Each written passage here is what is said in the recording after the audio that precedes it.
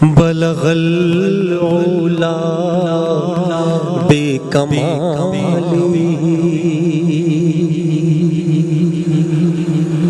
کشف تجا بجمالی حسن جمیع خصالی صلوا علیہ وآلہ. زیادہ پیاسا ہے. اسی طرح چاشت کا وقت دن کے تقریباً 10 بجے گرمی ذرا زیادہ ہونی شروع ہو جاتی ہے تو اس کو کہتے ہیں صلاۃ الاوابین اوابین حین ترمض الفصال. جب اونٹنی کے بچے کے پاؤں گرم ہونے لگ جائیں وہ وقت ہوتا ہے صلاۃ الضحیٰ کا، چاشت کے وقت کا.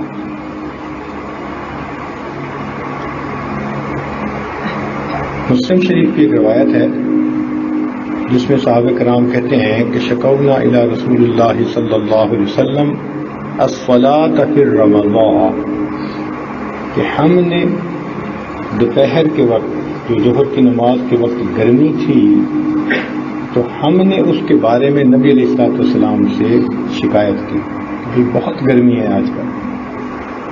تو معنی کیا نکلا کہ شدت سختی کے بارے میں یہ لفظ استعمال ہوتا ہے. چنانچہ بندوں کے گناہوں کی وجہ سے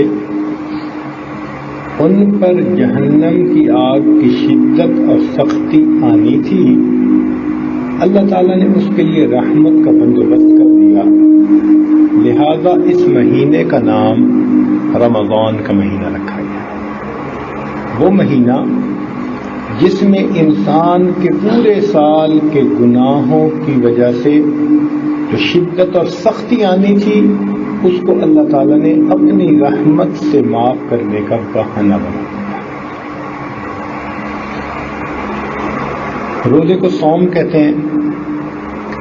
اس کا لغوی معنی تو ہے رک جانا. صوم کا لغوی معنی رک جانا، باز آ جانا. جیسے بی بی مریم نے جب چپ ہونے کا ارادہ کر لیا تھا تو قوم کو کہا تھا انی نذرت للرحمن صوما، تو وہ خاموش رہنا اس سے مراد تھا. اسی طرح جو گھوڑا چلتے چلتے ٹھہر جائے آگے نہ چلے تو عرب لوگ اس کو صائم کہتے ہیں. لیکن شریعت کی اصطلاح میں صبح صادق سے لے کر غروب آفتاب تک کھانا پینا اور جماع سے پرہیز کرنے کا نام روزہ ہے، صوم ہے.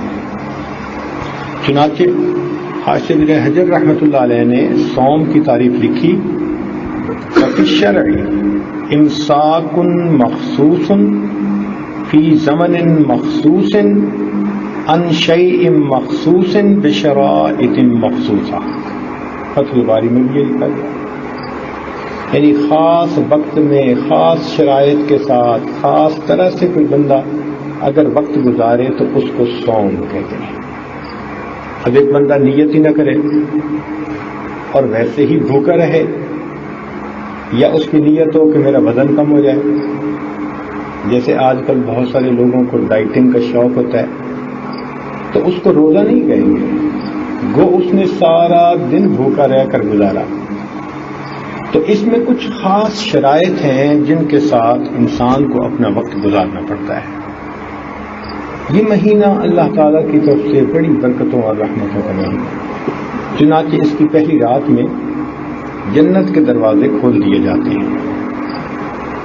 چنانچہ قزوینی نے عجائب المخلوقات ایک کتاب لکھی، اس میں ایک عجیب بات لکھی. وہ کہتے ہیں کہ پچھلے رمضان کی جو 5ویں تاریخ ہوتی ہے وہ آنے والے رمضان کی ہمیشہ پہلی تاریخ بنتی ہے. اور امام زین العابدین رحمۃ اللہ علیہ ان کا قول نقل کیا گیا کہ میں نے 50 سال اس چیز کا تجربہ کیا. پچھلا رمضان جو گزرا اس کا چاند فرض کرو کسی نے صحیح دیکھا تو جو اس کی 5ویں تاریخ ہوگی نا وہ تاریخ وہ دن آنے والے سال کا پہلا دن بنے گا. 50 سال کا مشاہدہ ان کا موجود ہے اس کے. نبی علیہ السلام اس مہینے کی آمد کے لیے دعائیں مانگتے تھے. اللہم بارک لنا فی رجب و شعبان وبلغنا رمضان. اے اللہ ہمیں رجب اور شعبان کے اندر برکت عطا فرما اور اپنی رحمت سے ہمیں رمضان تک پہنچا. لیکن اب کسی مہینے تک پہنچنے کی تمنا تو تبھی کی جاتی ہے نا جب اس پہ کوئی بہت بڑا انعام ملنے والا. تو اللہ تعالیٰ کے پیارے محبوب صلی اللہ علیہ وسلم وہ اس مہینہ کے آنے کی دعائیں مانگا کرتے تھے. بلکہ ابن الفضل تابعین میں سے ہیں. وہ صحابہ کرام کے بارے میں فرماتے ہیں کہ کانوا یدعون اللہ 6 اشہر ان یبلغہم رمضان، کہ وہ 6 مہینے دعائیں مانگتے تھے کہ اے اللہ رمضان تک پہنچا دینا. اور جب رمضان گزرتا تھا ثم یدعونہ 6 اشہر ان یتقبلہ منہ، 6 مہینے دعائیں مانگتے رہتے تھے اللہ اس رمضان کو ہماری طرف سے قبول کر لیجیے. تو یوں سمجھے پورا سال ہی رمضان کی دعائیں مانگتے تھے. کبھی اس کے آمد کی اگر قریب آ گیا اور جب گزر گیا تو اس کی قبولیت کی دعا مانگتے تھے. چنانچہ رمضان مبارک پورے سال کا قلب ہے. جیسے قلب ٹھیک ہو تو جسم ٹھیک رہتا ہے. تو یہ مہینہ جس نے اچھا گزارا اس کا پورا سال اچھا گزرا. امام ربانی مجدد ثانی رحمۃ اللہ نے ایک عجیب بات لکھی ہے. وہ فرماتے ہیں کہ یہ مہینہ آنے والے پورے سال کا مقدمہ ہوتا ہے. مثال کے طور پر ایک بندہ تکبیر اولیٰ کی پابندی چاہتا ہے مگر حاصل نہیں، تو اگر وہ رمضان مبارک میں تکبیر اولیٰ کی پابندی کرتا رہے گا تو وہ اپنی آنکھوں سے مشاہدہ کرے گا کہ آنے والے سال میں اللہ اس کے لیے تکبیر اولیٰ کی پابندی آسان فرمائے. ایک بندہ تہجد کی پابندی کرنا چاہتا ہے لیکن تہجد کی پابندی اس کو نصیب نہیں ہوتی، تو اگر رمضان المبارک میں وہ پابندی کے ساتھ تہجد پڑھ لے آنے والے سال میں اللہ تعالیٰ اس کو تہجد کی پابندی کی توفیق عطا کرے. ایک بندہ سچ نہیں بول پاتا تو رمضان مبارک میں سچ کی پابندی کر لے. کوئی نوجوان اپنی آنکھوں پہ قابو نہیں پا سکتا تو اگر وہ رمضان مبارک میں پابندی کر لے گا تو باقی سال اللہ آسانی فرما دیں گے. یعنی انگلش میں ایک لفظ ہوتا ہے سپیسیمن. سپیسیمن کا مطلب ہوتا ہے نمونہ. تو یوں سمجھیں کہ جس طرح ہم رمضان المبارک کا نمونہ گزاریں گے آنے والا ہمارا سال اسی پیٹرن کے اوپر گزر جائے گا. اور ہم نے اس کا باقاعدہ مشاہدہ کیا کئی سال سے. بعض دوستوں کو ہم نے بتایا اور انہوں نے اس کو آزما کے بھی دیکھا. جتنے اہتمام کے ساتھ رمضان المبارک کا مہینہ بندہ گزار لیتا ہے آنے والے سال میں اللہ تعالیٰ کی طرف سے توفیق اس کے شامل حال ہو جاتی ہے. اس کے لیے اچھا سال گزارنا آسان ہو جاتا ہے. تو اس لیے اس مہینے کو بہت زیادہ عبادت میں گزارنا چاہیے. چنانچہ ابو سعید خدری رضی اللہ تعالیٰ عنہ روایت کرتے ہیں ان للہ تبارک و تعالی اتقاء فی کل یوم و لیلہ. رمضان مبارک کی ہر رات میں ہر دن میں اللہ تعالی لوگوں کو جہنم سے بری فرماتے ہیں. یعنی فی رمضان وَإِنَّ لِكُلِّ مُسْلِمٍ فِي كُلِّ يَوْمٍ وَلَيْلَةٍ دَعْوَةٌ مُسْتَجَابَةٌ. ہر مسلمان کے لیے رمضان کے ہر دن اور ہر رات میں دعا قبول کر لی جاتی ہے. یعنی ایسا وقت ہوتا ہے، مثلا افطاری کا وقت ایسا ہے کہ اس وقت میں روزہ دار کی دعا قبول کر لی جاتی ہے. دیکھیں بھائی، اگر آپ کو کوئی بڑا بزرگ بندہ، کوئی اللہ کا ولی بتا دے بھائی قبولیت دعا کا وقت ہے، تو آپ کیسے دعا مانگیں گے؟ بغیر لمحہ ضائع کیے انتہائی لجاجت کے ساتھ فریاد کریں گے، رو دھو کے دعائیں مانگیں گے. اور یہاں تو ولیوں کے سردار اللہ رب العزت کے محبوب صلی اللہ علیہ وسلم، محسن انسانیت، سید الانبیاء، وہ ارشاد فرما رہے ہیں کہ روزہ دار بندہ افطاری کے قریب جو بھی دعا مانگتا ہے اللہ تعالیٰ اس کی دعا کو قبول فرما لیتا ہے. تو ہمیں بھئی افطاری کے وقت کیسے اہتمام سے دعا مانگنی چاہیے. مگر ہوتا کیا ہے، شیطان ہمارے نفس کو اتنا بگاڑ دیتا ہے کہ گو خود گرفتار ہو جاتا ہے. رمضان میں جو بڑے بڑے گرو ہوتے ہیں نا شیطان کے، ان سب کو اللہ تعالیٰ باندھ دیتے ہیں. اب وہ چھوٹے چھوٹے شتونگڑے رہ جاتے ہیں. اس کا مطلب ہے جو رمضان میں بھی سیدھا نہیں ہوتا اس کو شتونگڑوں نے ہی سیدھا نہیں ہونے دیا، چھوٹے چھوٹوں نے. اچھا کیا ہوتا ہے، عصر کا وقت شروع ہوا، بس اس کے بعد سے بس افطاری شروع ہو گئی. افطاری بنائی جا رہی ہے، مشورے دیے جا رہے ہیں، اس میں کباب بھی ہونے چاہیے، سموسے بھی ہونے چاہیے، پھل بھی ہونے چاہیے، فلاں بھی ہونا چاہیے. اور 10-15 منٹ پہلے دسترخوان پہ لگا کے بس اس کے انتظار میں بیٹھ جاتے ہیں. اتنی بھی توفیق نہیں کہ دعا ہی مانگ لیں. یہ لانا وہ لانا، یہ رہ گیا وہ رہ گیا، اور اسی میں وہ افطاری کا قیمتی وقت بندے کا گزر جاتا ہے. کرنا یہ چاہیے کہ وہ جو آخری آدھا گھنٹہ ہے افطاری کا، اس آدھے گھنٹے میں خوب توجہ اللہ کے ساتھ وقت گزارے. ویسے ہمارے یہاں کا دستور بھی یہی ہے کہ مزدور جب مزدوری کرتا ہے نا تو پھر رخصت ہوتے ہوئے اس کو اس کی مزدوری دے دی جاتی ہے. تو جس بندے نے اللہ تعالیٰ کی خاطر سارا دن مزدوری کی، یہ جو بھوکا پیاسا رہنا ہے یہ بھی تو مزدوری ہے نا اللہ کی. جس پروردگار نے خود حکم دیا، شریعت کا حکم ہے کہ پسینہ خشک ہونے سے پہلے مزدوری دو، تو جس نے اللہ رب العزت کے لیے ایسا کیا تو اللہ تعالیٰ بھی تو ایسا ہی فرمائیں گے. چنانچہ افطاری کے وقت میں مومن بندے کی دعائیں قبول کر لی جاتی.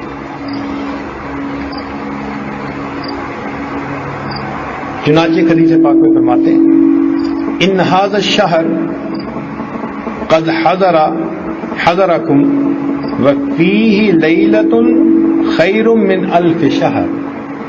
یہ جو مہینہ آ گیا، نبی علیہ السلام نے ایک مرتبہ خطبے میں فرمایا کہ اس میں ایک رات ہے جو 1000 مہینوں کی عبادت سے بھی زیادہ بہتر فضیلت رکھتی ہے. چنانچہ اس مہینے میں اللہ تعالیٰ کی رحمت سے وہی محروم ہوتا ہے جو حقیقی معنوں میں محروم ہوتا ہے، ورنہ کوئی اللہ تعالیٰ کی اس رحمت سے محروم ہو نہیں سکتا.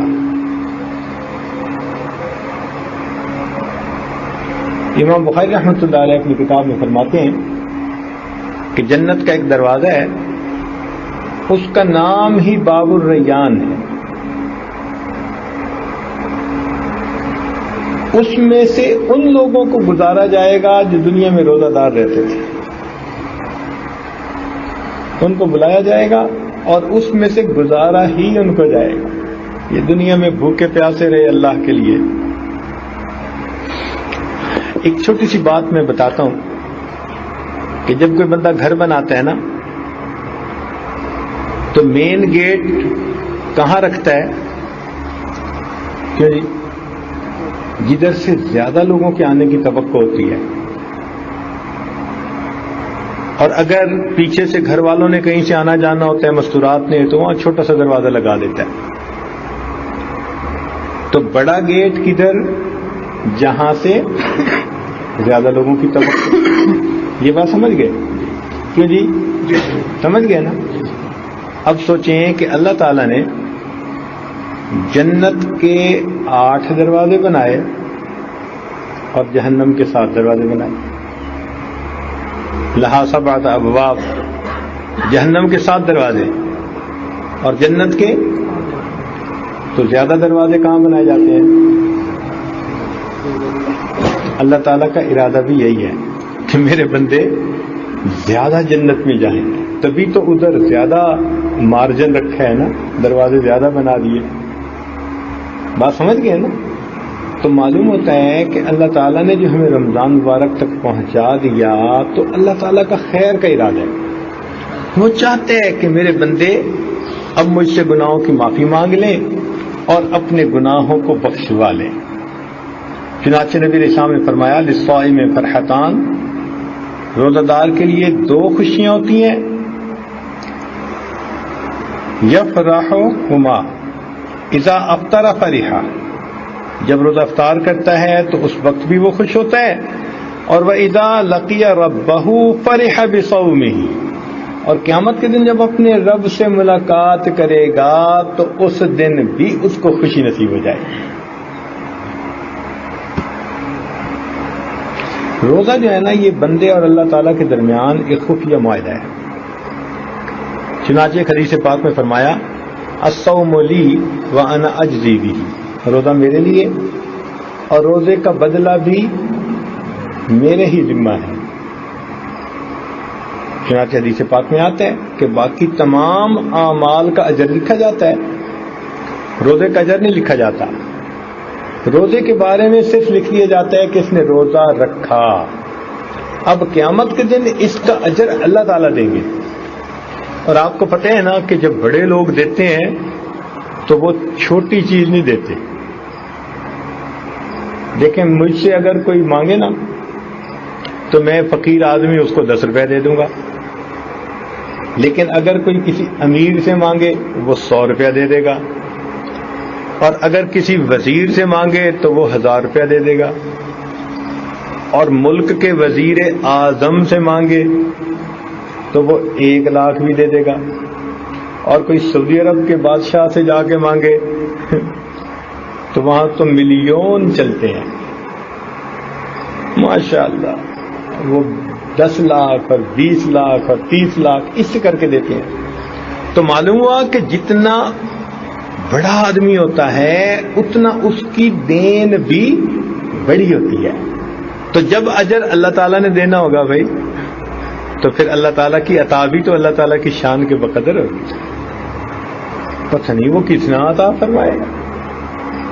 بلکہ ہم نے تو یہ سنا ہے کہ بادشاہ لوگ جب انعام کسی کو دیتے ہیں نا تو صرف انعام ہی نہیں دیتے، انعام کے اٹھانے والے جانور بھی دیتے ہیں اور انعام کو گھر بھی پہنچا دیتے ہیں. جاؤ بھائی اس کے گھر انعام اتنا چھوڑ کے آؤ. اللہ. تو کتنی مزے کی بات ہے کہ روزے کا اجر اللہ تعالیٰ خود عطا فرمائیں گے.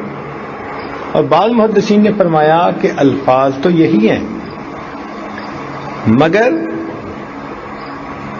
پڑھنے کی ترتیب میں فرق ہے. الصوم لی وانا اجزا بہ، روزہ میرے لیے اور اس کا بدلہ بھی میں آپ ہوں. کیا مطلب؟ کہ جو بندہ روزہ رکھتا ہے اس بندے کو اس کے سبب اللہ رب العزت کا قرب، اللہ کا وصل، اللہ تعالیٰ کی محبت نصیب ہوتا ہے، اللہ تعالیٰ کا مشاہدہ نصیب ہوتا ہے.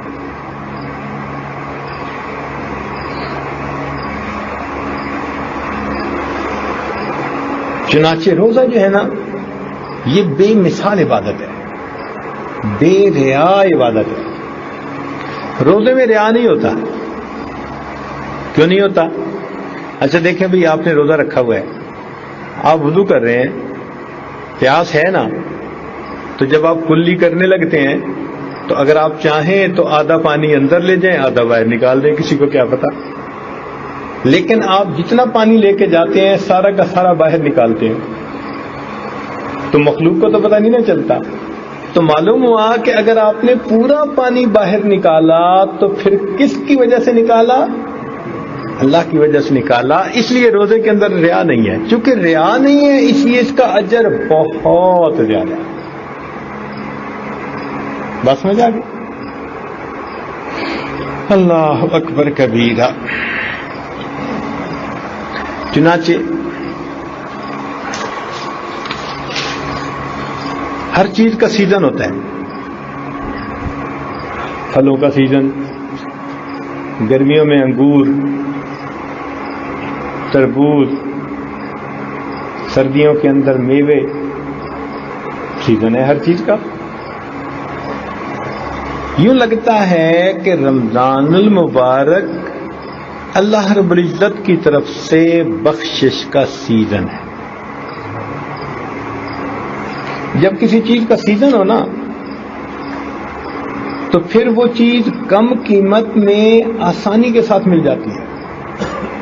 سیزن جو ہے، لوگ کہتے ہیں جی سیزن میں گندم خریدی تھی تو 420 روپے، اور جب سیزن گزر گیا تو وہی 800 روپے کی بکی.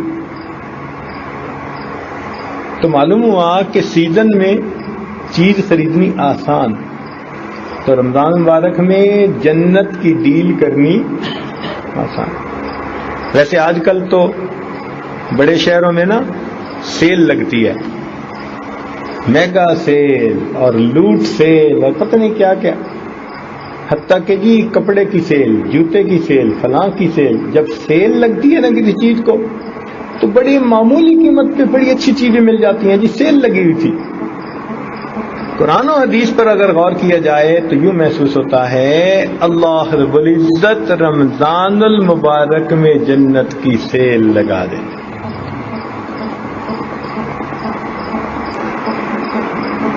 یا اللہ.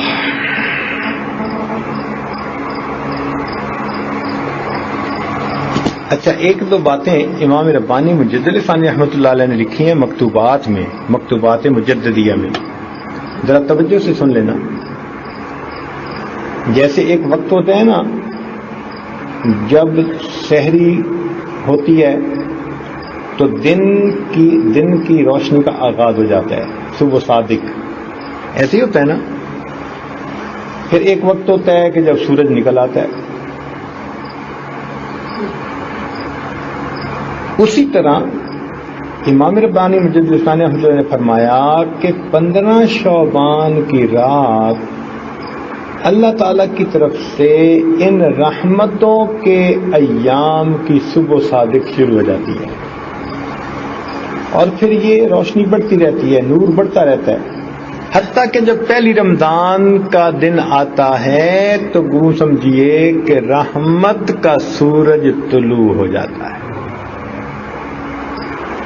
دوسری بات وہ یہ لکھتے ہیں کہ 15 شعبان کی رات بندے کے لیے بجٹ کی رات ہے. بجٹ بننا شروع ہو جاتا ہے. آئندہ سال اس بندے کا رزق کا کیا معاملہ ہوگا. رزق میں انسان کا مال، اس کی اولاد، اس کی صحت، اس کی بیوی، بچے، ہر چیز دنیا کی شامل ہے.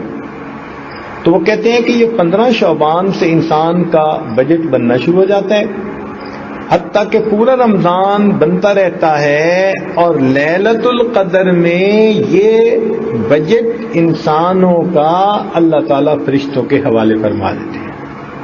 تو آئندہ سال کے بجٹ کا فیصلہ ہوتا ہے. لہذا ان دنوں میں اگر ہم آئندہ سال کے بارے میں اللہ تعالیٰ سے خوب دعائیں مانگیں گے تو اللہ تعالیٰ کی طرف سے رحمتوں کا فیصلہ ہوگا. حضرت علی رضی اللہ عنہ فرمایا کرتے تھے کہ اگر اللہ تعالیٰ نے امت محمدیہ کو عذاب دینا ہوتا تو نہ تو اس کو سورہ اخلاص عطا فرماتے اور نہ ہی اس کو رمضان کا مہینہ عطا فرماتے. جو سورہ اخلاص عطا کر دی اور رمضان کا مہینہ عطا کر دیا تو یہ اس بات کی دلیل ہے کہ اللہ تعالیٰ اس امت کو عذاب نہیں دینا چاہتے. چنانچہ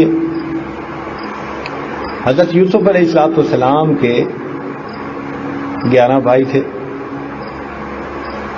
اس لیے انہوں نے کیا دیکھا تھا خواب، انی رأیت احد عشر کوكبا 11 ستارے. تو کتنے ستارے دیکھے؟ تو 11 ستارے دیکھے. تو 11 بھائیوں کی غلطی معاف کس کی وجہ سے ہو گئی تھی؟ یوسف علیہ السلام کی وجہ سے. یوسف علیہ السلام نے معاف کر دیا تھا نا، پھر دعا مانگی تھی تو معاف ہو گئی غلطی. تو 11 بھائیوں کی غلطی کس کی وجہ سے معاف ہو گئی؟ ایک بھائی 12ویں کی وجہ سے. تو علماء نے لکھا ہے کہ سال کے کل 12 مہینے، 11 مہینوں کے گناہ اللہ تعالیٰ معاف فرما دیتے ہیں اس 12ویں مہینے رمضان کی وجہ سے، جس کو اللہ تعالیٰ نے مہینوں میں وہی شان دی جو یوسف علیہ السلام کو بھائیوں میں شان عطا فرمائی. لہذا اگر ہم اس مہینے میں خوب اچھی طرح عبادت کریں گے نا، اللہ تعالیٰ کی طرف سے رحمتوں کا، برکتوں کا معاملہ ہوگا. اس لیے روزانہ تھوڑی دیر کے لیے، کبھی یہ عاجز، کبھی حضرت شیخ الحدیث صاحب دامت برکاتہم، اور کبھی حضرت ناظم صاحب، مولانا حبیب اللہ صاحب، کچھ نہ کچھ روزانہ تراویح کے بعد چند منٹ کے لیے آپ کی خدمت میں کچھ گزارشات کر دیں گے. امید ہے کہ آپ حضرات باقاعدگی سے، اہتمام سے آ کر بیٹھیں گے، توجہ سے سنیں گے اور اس پر عمل کی نیت کے ساتھ بیٹھیں گے. اللہ تعالی ہمارا یہاں آنا بیٹھنا قبول فرما لے. وآخر دعوانا الحمدللہ رب العالمین. چند لمحوں کے لیے مراقبہ کر لیں، دعا کر لیتے ہیں. آنکھوں کو بند کر لیجیے، سر کو جھکا لیجیے. دنیا اور جو کچھ دنیا میں ہے اس سے ہٹ کٹ کے اللہ رب العزت کی یاد میں ڈوب جائیے. انسان جب اپنے اندر جھانکتا ہے اسے اپنی اصل تصویر نظر آتی ہے. اپنے من کے دریچے کو کھولیے، اپنی اصل تصویر کو دیکھیے. لا الہ الا اللہ محمد. دعا کر لیجیے. سبحان ربی العلی اللہم صلی علی سیدنا محمد. ربنا ظلمنا انفسنا وان لم تغفر لنا وترحمنا لنكونن. اے مالک، ہم آپ کے عاجز مسکین بندے ہیں، ہمارے گناہوں کو معاف فرما، خطاؤں سے درگزر فرما، عیبوں کی پردہ فرما. اے اللہ، ہمیں اس مہینے میں زیادہ سے زیادہ نیک اعمال کرنے کی توفیق عطا فرما. اے مولا، ہماری ہمتوں میں برکت عطا فرما، کاموں میں برکت عطا فرما، وقت میں برکت عطا فرما، رزق میں برکت عطا فرما، صحت میں برکت عطا فرما. قدم قدم اپنی برکتیں شامل حال فرما. پورا رمضان مبارک اللہ ذوق شوق عبادت کے ساتھ گزارنے کی توفیق عطا فرما. اس مہینے کو ہمارے لیے بخشش کا ذریعہ بنا.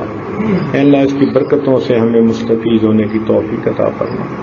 میرے مولا، ہمیں اس مہینے کی قدر کرنے کی توفیق عطا فرما. رب کریم، ہم نے قرآن مجید جو سنا اس کو بھی قبول فرما.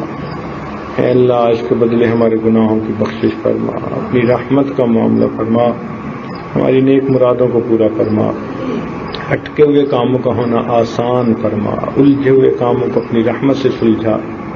رب کریم، جو مانگا وہ بھی عطا فرما، جو مانگنا چاہیے تھا ہم نہیں مانگ سکے ہمیں وہ بھی عطا فرما. اے اللہ، آپ سے نبی صلی اللہ علیہ وسلم نے جو خیریں مانگی وہ سب خیریں ہمیں بھی نصیب فرما. جن شرور سے پناہ مانگی ہمیں بھی پناہ عطا فرما. صلی اللہ تعالی علی حبیبہ سیدنا